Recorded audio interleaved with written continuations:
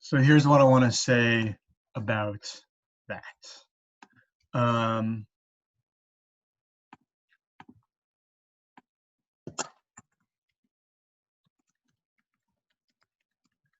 There's two different standard ways to write H0. Two different standard ways to write H0. So when I made the lecture videos using the previous textbook, the standard way, and I'll just give one example, would be to write something like this. Mu equals just some number, I'll put C.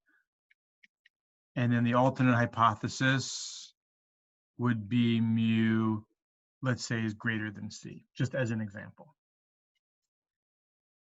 So, and I'll say this is the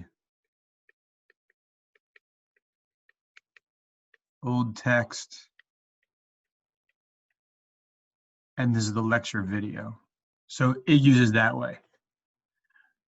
So the way of the new text, which is the one that we actually which is the one that BMCC started using either last semester or this semester.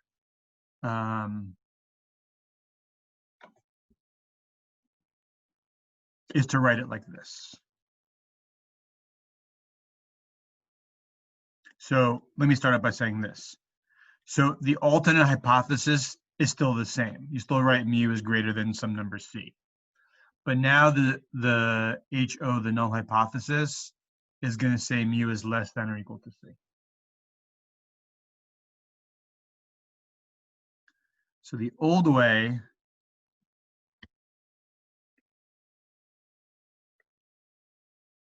is that it's always equals, and the new way, which is the one that this text is using, I should say the way the current text is using, is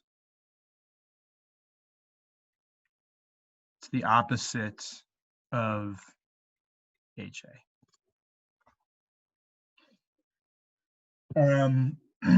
So the unfortunate irony is that the way that our current text is doing it is actually the way that is sort of the classic way that is not used as much anymore. However, it's the way that is used in your text. So as far as you know, this is the right way. So as far as you will have to do it on the homework, this is the way that you'll have to do it. But I wanted to point out that there are actually two standard accepted ways to write these things down. So that being said, you only need to know the way that is on the right because that's the one that's in your textbook. Unfortunately, it's when I recorded the lecture videos, was using a textbook which did it the other way.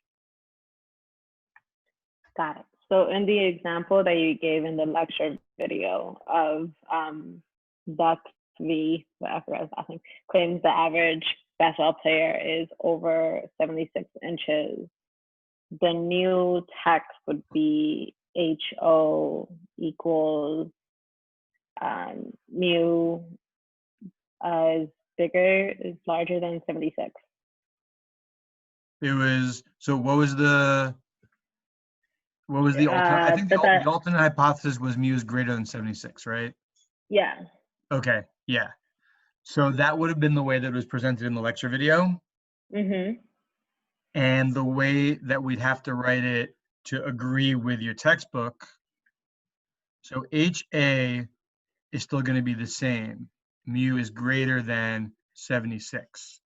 But now to write down the null hypothesis, what's the opposite of greater than? So it's smaller than 76. Yeah, but the opposite of greater than is not less than.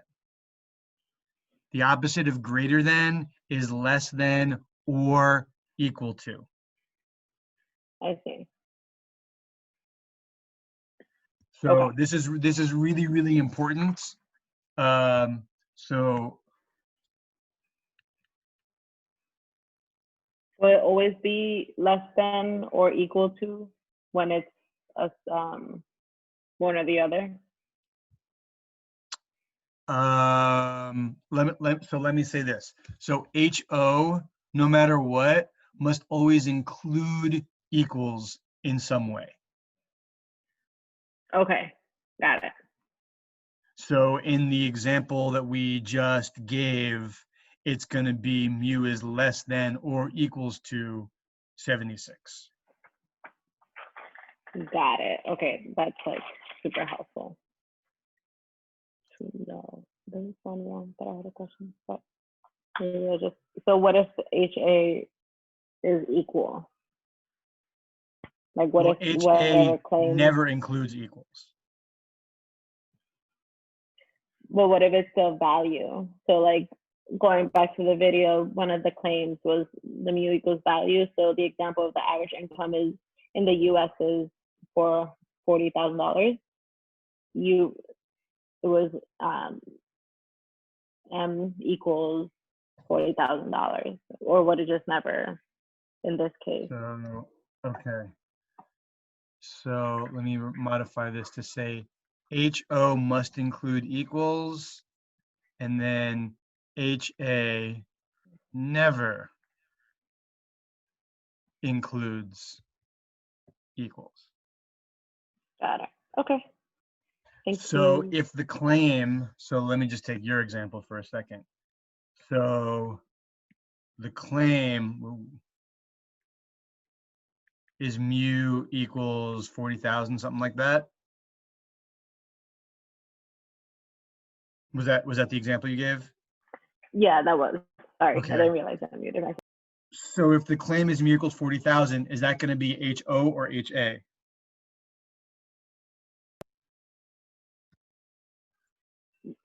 I thought it would be HA. No, it cannot be HA because Because HA those are equal. never includes equals. Okay. Never So include equal. HO Okay. mu equals 40,000. And then HA, these things have to be opposites. So what's the opposite of equals? It's not equal. Not equals. There you go.